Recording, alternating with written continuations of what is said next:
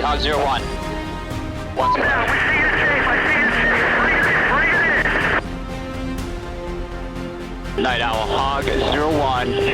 Friendlies in sight, target in sight, in from the south. In from the south, you're cleared hot, cleared hot. Both Hog elements, good guns. So my favorite type of missions were the ones that helped people. And so whether that was bringing home troops from overseas from a long deployment, some of those guys would be gone 6 months to a year, and I'd be the one picking them up and bringing them directly home to their families. That was incredibly rewarding. I did a multitude of different humanitarian missions, so going down and picking people up before and after hurricanes, or when people would need flying hospitals, we would act as a flying hospital. So there was a few times where I was able to actually take people who needed to get from Japan to Hawaii for an emergency surgery, or from, Iraq to Germany because they needed to go to the hospital. Welcome to the Pathway to Wings podcast, a podcast for those looking to become Air Force aviators, and hosted by current Air Force aviators. For today's episode, I'll be your host. My name is Major John Waters, callsign Rain, and today's guest is Major Afton Brown. Major Brown is a former C-17 instructor pilot and now instructs in the T-1 Jayhawk. I think you're really going to enjoy gleaning from her perspective as well as hearing about her story. So with that being said, let's get into today's episode with Major Afton Brown. Afton, thanks for joining me.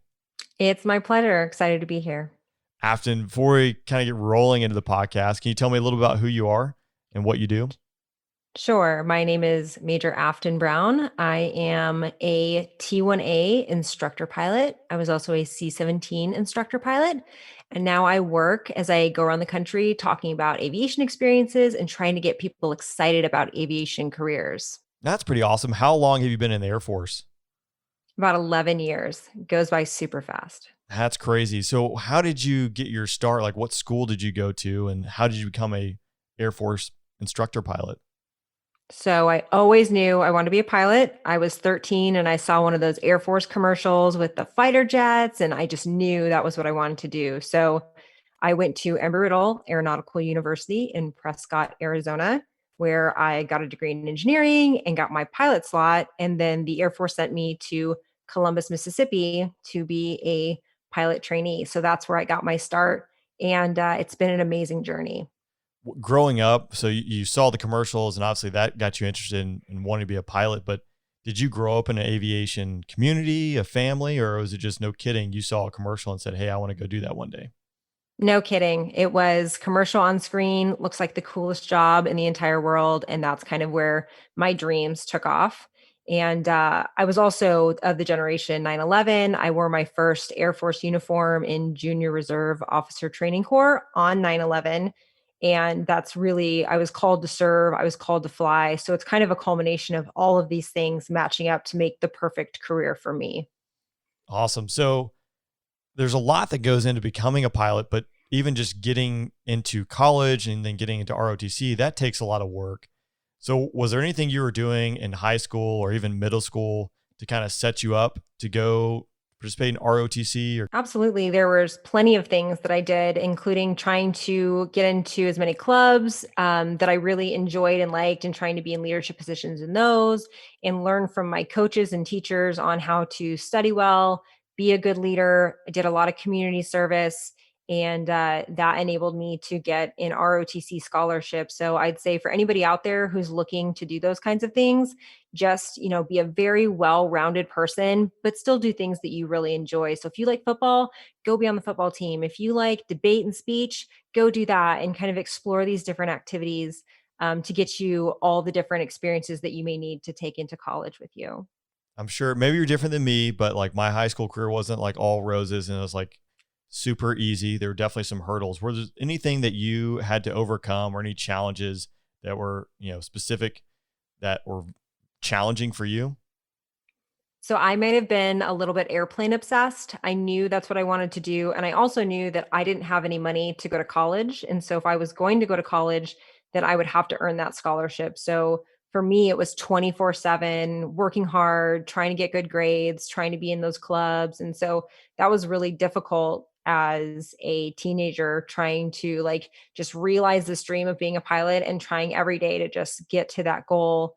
So I would say, if you are, if you're in high school right now, you know, work hard, but, take time for yourself and realize that like high school is going to be, challenging. And if you take it one day at a time and one club or activity at a time, you're going to eventually get there, and you'll have enough to put on your scholarship applications or your academy application. But there's going to be a lot of challenges for you, and that's totally normal. Yeah, that's one of the things I always say to kids is this is a passion and a career you're pursuing, and there's going to be setbacks. So no doubt there are going to be hurdles, and it's the long game. It's a marathon, not a sprint, and it's just keeping the grind, keeping focused on what the end goal is, and it's a long road. But with that, Absolutely. you made it to ROTC. What was ROTC like for you? So I did an aerospace engineering degree. I got my degree in 4.5 years, and every year I would do something with ROTC, and they would kind of teach me how to be an officer year by year. So it was really exciting to meet my new classmates and to meet other people who were like me for the first time, that had that passion for the Air Force and passion for flying. And so we learned about history, and then we would learn about professionalism, and then we'd learn about leadership. And so I think that for me, ROTC was the best path, because not only did I get to have a more normal college experience, I definitely learned a lot of life skills along the way. I had to have a job in the summers. I had to take summer school. I had to, balance classes and social life and ROTC all together. And I think those were really good lessons, because when I got into the Air Force, I had to do the same thing all over again. And I was on my own and studying for pilot training and doing that. So ROTC really set me up well to go into the Air Force and to be a good officer. Why did you pick ROTC over going to the Air Force Academy? So, to be honest, I really thought the Air Force Academy was the only way to get a pilot slot, and I just didn't have the information available to me at the time.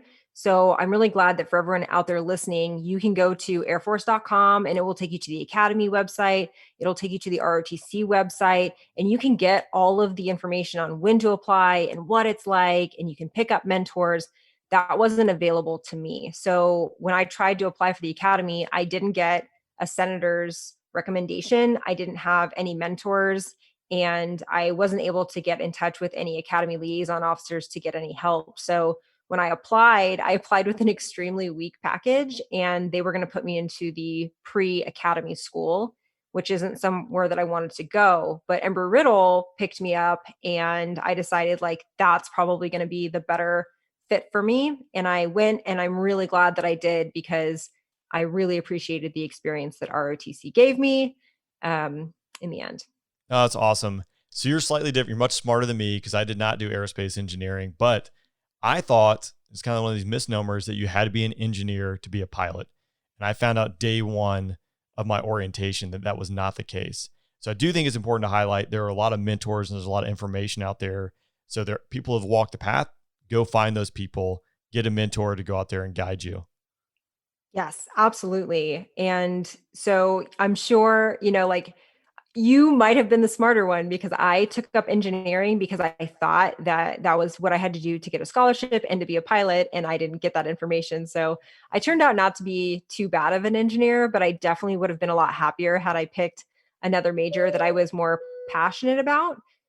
So I would say from me to you, find what your passion is and really chase that as well. So pick a major that you really love, because that is important. So it's important to balance like what is useful as a major versus, like what you're really passionate about. I wouldn't say go out and get, a worthless degree that you'll never use again. But at the same time, like if you're going to do something you hate, it's not going to be worth it in the end. I think that is sage advice, and that's it. Like nailed it on the head there. I did not do a major that I was super passionate about. It was more or less I want to be a pilot. In hindsight, looking back, I was like, well, if I got hit in the eye with a rock, if there's a medical issue I had, I would have kind of been hosed. So if I'd gone back and if I could do it again, younger me, I would have said, go do architecture, do something that you would have a skill set to fall back on. So.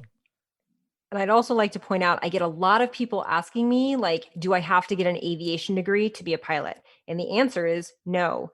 to be fair, there's a lot of degrees out there that, you can be passionate about and you can do that are not aviation, instead of getting an aviation degree. And like you said, if you get an aviation degree and you get all these ratings and everything, the Air Force is going to pay for those ratings anyway in the end. And if something were to happen to you medically, or, you just fell out of love with aviation, like now you have this aviation degree you can't use. So if it were me, I would probably get something that either complements aviation or is something that you are extremely passionate about, because the Air Force is really going to pay for every rating that you need, every flight hour that you need. They're going to give you all the aviation classes that you need. So there's no need to get that specific degree. Yeah. So know the requirements, know what you need in order to go out there and achieve your objective of being a pilot or whatever it might be. But knowing the requirements, I think, is like the biggest thing. I would tell myself that if I could travel back in time too, is like find a mentor and figure out what the requirements are. So ROTC, you spend 4.5 years doing ROTC. Towards the end of that, you get awarded a pilot slot. Can you tell me a little bit about the transition from going from ROTC to an Air Force officer and then going to pilot training? Absolutely. And I think the transition is very stark because one day you're a college student and, like the only thing you have to focus on is going to class and maybe your ROTC courses. And then the next day you're an Air Force officer and there's a lot more responsibility that is placed on you, especially in pilot training. The studying is a little bit different. The environment's a little bit different. And now you're in a very competitive environment. You've got all these people who their passion is aviation, and now they're coming into pilot training and you're all working together to get those wings. So the pilot training year is one of those years that is extremely difficult, probably more difficult than any year you've ever had, whether you've been to the academy or you got an engineering degree. Like pilot training is the pressure cooker, and we are constantly giving you information every day that you need to learn, you need to memorize, you need to make sure that you understand so you can be safe in the airplane. And there's no breaks. For one whole year, we are forging you to be this amazing Air Force pilot, one of the best pilots in the entire world. And when you come out onto the other side, you're more mature. You've learned so much. You've come so far. You've made amazing friends. And you're going to go fly one of the most advanced aircraft in the world, no matter what you get picked up to fly in pilot training. So it's an incredible experience. It's basically like warp speeding you into becoming that professional adult officer that you always imagined you could be. So you get the C-17 out of pilot training. I assume that was probably your first choice. Actually, I always wanted to fly the Osprey. And when I was going through pilot training, they didn't have it as an option. So nowadays you can get picked up to be an Osprey driver right out of pilot training. But I always thought the Osprey was like the most amazing aircraft because I'm an engineer nerd. So C-17s would be the second choice. And I got that and I went to McGuire Air Force Base, and I was very lucky because it's one of the most amazing aircraft in the fleet. And I think that no matter what you would have gotten out of pilot training, they say you always fall in love with your first aircraft because every assignment in the Air Force is amazing. And you learn to love the community and you learn to love the airplane and the mission. And so truly, this is one of those careers where no matter where you go, you're probably going to end up falling in love with whatever you end up doing because being a pilot's the best job. So Yeah, no doubt. You can't go wrong, right? no, even if you want to fly fighters. I might be slightly biased. Yeah. So flying the C-17, I've ridden in the cockpit a few times. To me, it's a really impressive plane. To me, what's mind boggling is this huge plane and doing some of the crazy things that you guys do in the C-17, just like doing an assault landing at night on like an unprepared strip, to me is just mind blowing. I want a really long runway and I want to see it. But that's just the world I grew up in. Can you tell me what's some of the coolest stuff or like unique things about the C-17? What makes it such an awesome platform? So this is going to be my favorite part of the whole podcast is telling you about this amazing airplane. The C-17 was actually built around the floor and to carry just large cargo for the military. So you can actually fit tanks inside the C-17. You can break down helicopters. You can fit hundreds of troops, and it can be converted to do multiple different missions. So we do cargo, we do low levels where we drop people out the back. We do humanitarian missions. We do air refueling. We can really be converted to do anything. And so it's what they call the workhorse of the Air Force.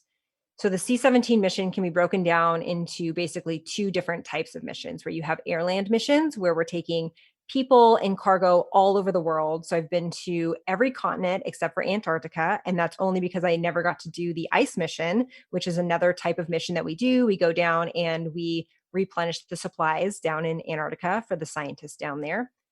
And then the other type of mission that we do would be like special warfare slash low levels and airdrop. And so that type of mission requires a couple different more certifications. And when you do that, you're able to do a whole bunch of different, very special type operation missions that the C-17 can do. So very, very versatile aircraft. And I could talk all day about it. So my favorite type of missions were the ones that helped people. And so whether that was bringing home troops from overseas from a long deployment, some of those guys would be gone 6 months to a year, and I'd be the one picking them up and bringing them directly home to their families. That was incredibly rewarding. I did a multitude of different humanitarian missions. So going down and picking people up before and after hurricanes, or when people would need flying hospitals, we would act as a flying hospital. So there was a few times where I was able to actually take people who needed to get from Japan to Hawaii for an emergency surgery, or from, Iraq to Germany because they needed to go to the hospital. Or we'd be able to set up whole hospital cities in countries where they needed emergency medical care. So those types of missions were incredibly rewarding to me. And if anybody out there finds those type of missions were incredibly rewarding to them, the C-17 and the Air Force is going to be the one place that you can really get that. There's not another job on the planet where you can do such a vast multitude of different things. And every day your job is rewarding and the people that you work with are amazing. And the people's lives that you get to touch is just endless. What does a day in the life of a C-17 pilot look like? So it varies from day to day, but missions include, waking up and being very organized and on a time schedule. You get your crew up, and the crew can be anything from about 4 people to about 12 people, depending on what you're doing. We get out the door, we go to the jet, we get the jet ready. I get the day's schedule and I say, hey, we're going to go to Germany, Spain, and then Turkey. And we get to go to all these amazing countries. We get to drop off cargo people, and then we get to spend the night in one of these amazing places. And you get to visit with the locals, and you get to see what it's like in different countries. And then the next day you wake up and you do it all over again. And the next day I'm off to Qatar, Afghanistan, and then I'm off to Africa. And it's just an incredibly different type of lifestyle. You're traveling, you're getting to meet new people and have new experiences and really get to do this rewarding mission at the same time. So it's amazing. No, that's pretty cool. And it's completely different. Obviously, I have a slightly different background and it's a slightly different world. When we're traveling around, we're not quite staying in different spots. It's just go to one spot, stay there, and live there for 6 months. So having variety is a nice thing. I would like to have variety every now and then. So that's pretty cool. McGuire was your first assignment flying the C-17. Did you fly the C-17 anywhere else, or was that your only C-17 assignment? Nope, that was my only C-17 assignment. I was there for about 4 years. And then after a while of traveling around the world and, being a vagrant, just going from hotel to hotel, I really wanted to continue to instruct, but I wanted to do it at a home station where I had a home base.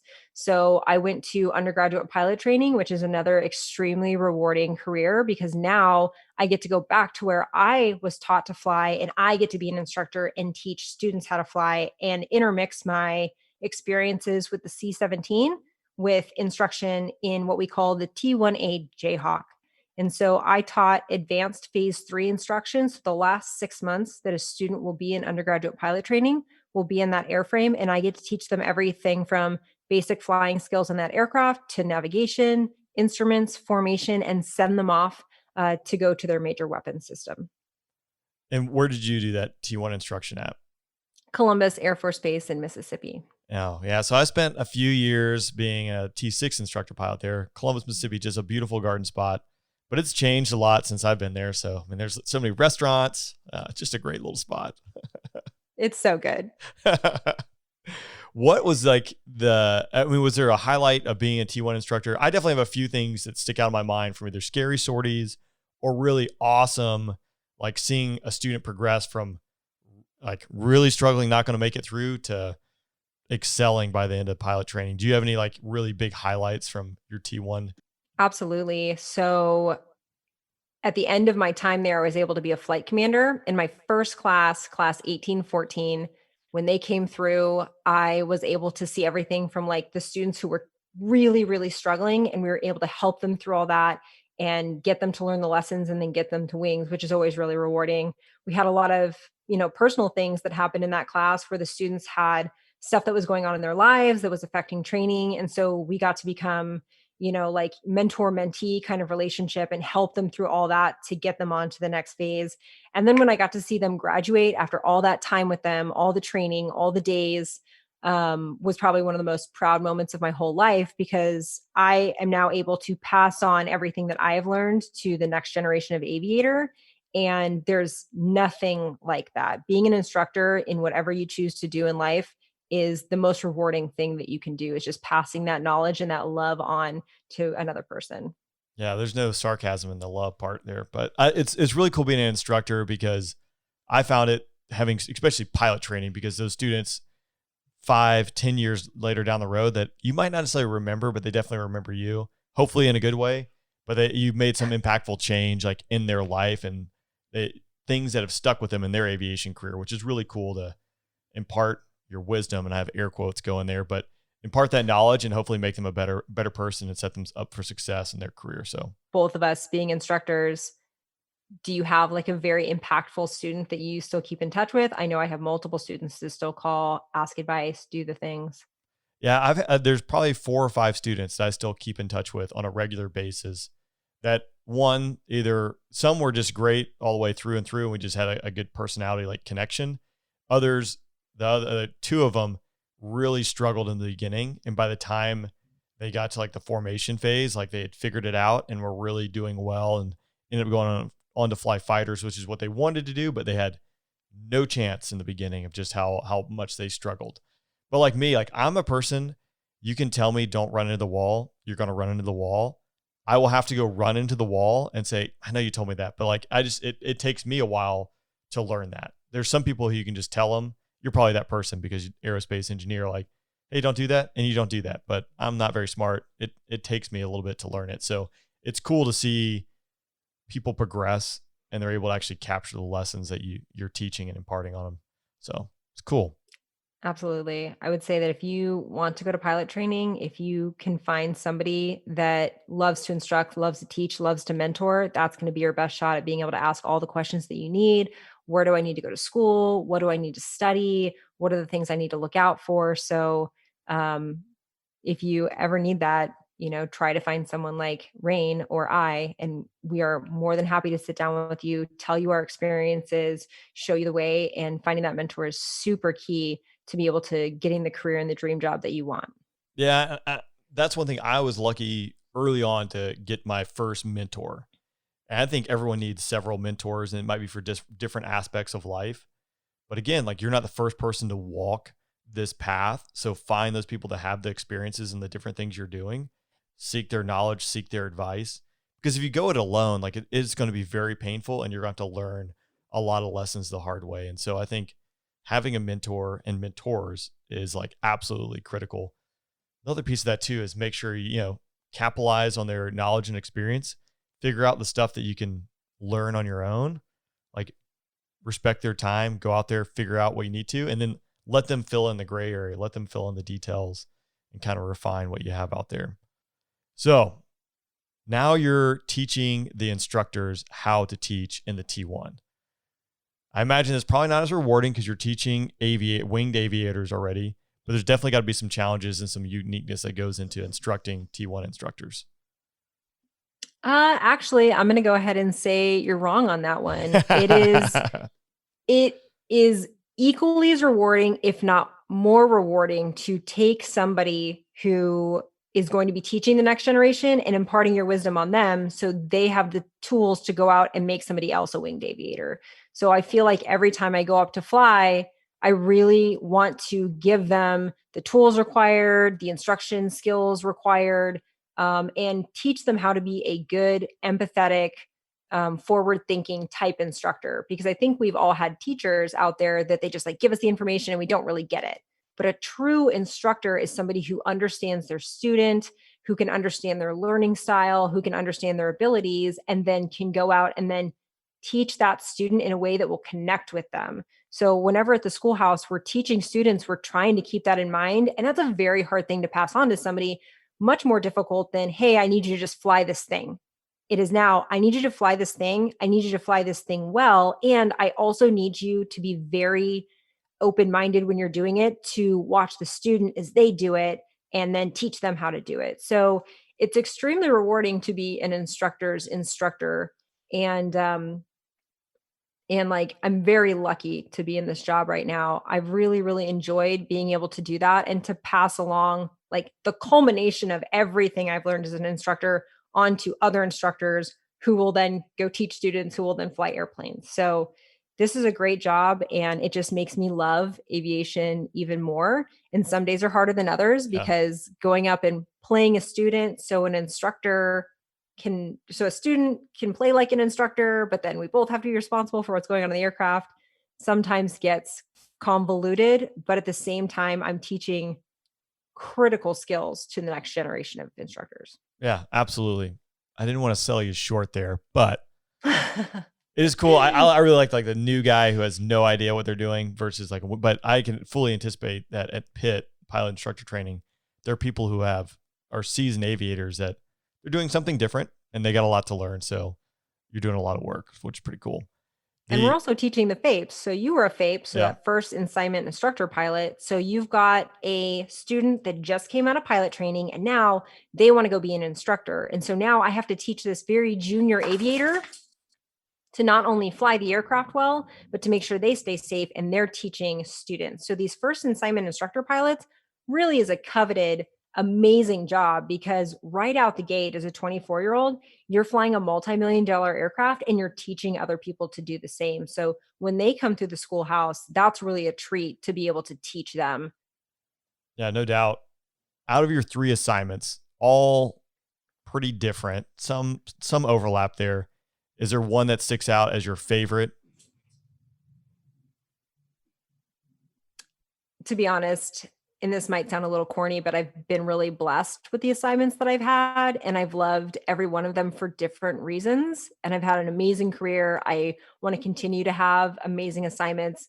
I don't know if there's a bad aviation assignment, to be honest. So that would be hard to answer. That was very politically correct of you. Thank you for doing that.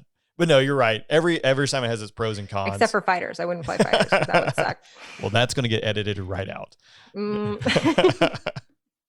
No, it's one of those things. Like, there's pros and cons to all of it. There's ups and downs. So you got to find the good, right?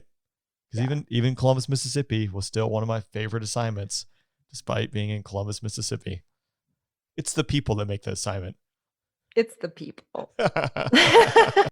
If you could look back and find 16-year-old Afton, is there any advice you would give her?